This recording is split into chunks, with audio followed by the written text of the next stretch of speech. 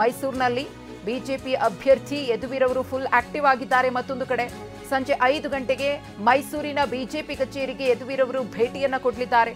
ಮೊದಲ ಬಾರಿಗೆ ಬಿಜೆಪಿ ಕಚೇರಿಗೆ ಭೇಟಿ ನೀಡ್ತಾ ಇರುವ ಯದುವೀರ್, ಇನ್ನು ಯದುವೀರವರನ್ನ ಸ್ವಾಗತ ಮಾಡುವುದಕ್ಕೆ ಬಿಜೆಪಿ ಮುಖಂಡರು ಕೂಡ ಸಜ್ಜಾಗಿದ್ದಾರೆ. ಈಗಾಗಲೇ ಅವರು ಬೆಂಗಳೂರಿನ ಮಲ್ಲೇಶ್ವರಂನ ಬಿಜೆಪಿ ಕಚೇರಿಗೆ ಭೇಟಿಯನ್ನ ಕೊಟ್ಟು ರಾಜ್ಯ ಬಿಜೆಪಿ ಅಧ್ಯಕ್ಷರಾಗಿರುವಂತಹ BY ವಿಜಯೇಂದ್ರ ಅವರನ್ನ ಭೇಟಿಯಾಗಿದ್ರು. ಒಂದಷ್ಟು ಹೊತ್ತು ಕಳೆದಿದ್ರು. ಒಂದಷ್ಟು ವಿಚಾರಗಳ ಬಗ್ಗೆಯೂ ಕೂಡ ಮಾತುಕತೆ ಆಯಿತು.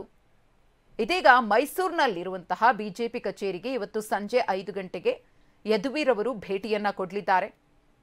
ಅಲ್ಲೂ ಕೂಡ ಲೋಕಸಭೆ ಚುನಾವಣೆಗೆ ಸಂಬಂಧಪಟ್ಟಂತೆ ಪ್ರಾಥಮಿಕವಾಗಿ ಏನೇನು ಮಾಡಬೇಕು, ಪೂರ್ವ ಸಿದ್ಧತೆಗಳು ಹೇಗಿರಬೇಕು ಅನ್ನೋದರ ಕುರಿತು ಸ್ಥಳೀಯ ನಾಯಕರುಗಳ ಜೊತೆಗೆ ಮುಖಂಡರುಗಳ ಜೊತೆಗೆ ಚರ್ಚೆಯನ್ನು ಮಾಡಲಿದ್ದಾರೆ.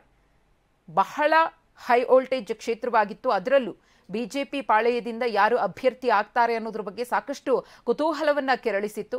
ಪ್ರತಾಪ ಸಿಂಹ ಅವರೇ ಅಭ್ಯರ್ಥಿ ಆಗ್ತಾರಾ, ಹೊಸಬರಿಗೆ ಬಿಜೆಪಿ ಹೈಕಮಾಂಡ್ ಮಣೆ ಹಾಕುತ್ತಾ ಅನ್ನೋ ಪ್ರಶ್ನೆಗೆ ಉತ್ತರ ಸಿಕ್ಕಿದೆ. ತೆರೆ ಎಳೆದಿದೆ ಬಿಜೆಪಿ ಹೈಕಮಾಂಡ್ ಯದುವೀರ್ ಅವರಿಗೆ ಟಿಕೆಟ್ ಅನ್ನು ಕೊಡುವ ಮೂಲಕ. ಯದುವೀರ್ ಅವರು ಕೂಡ ಟಿಕೆಟ್ ಘೋಷಣೆಯಾದ ಬೆನ್ನಲ್ಲೇ ಫುಲ್ ಆಕ್ಟಿವ್ ಆಗಿದ್ದಾರೆ. ಲೋಕಸಭೆ ಚುನಾವಣೆ ಅಖಾಡಕ್ಕೆ ಅಧಿಕೃತವಾಗಿ ಧುಮುಕಿದ್ದಾರೆ. ಕಾರ್ಯಪ್ರವೃತ್ತರಾಗಿ ಈಗಾಗಲೇ ಚುನಾವಣಾ ಪ್ರಚಾರದ ಕಾರ್ಯವನ್ನು ಕೂಡ ಶುರು ಮಾಡಿಕೊಂಡಿದ್ದಾರೆ.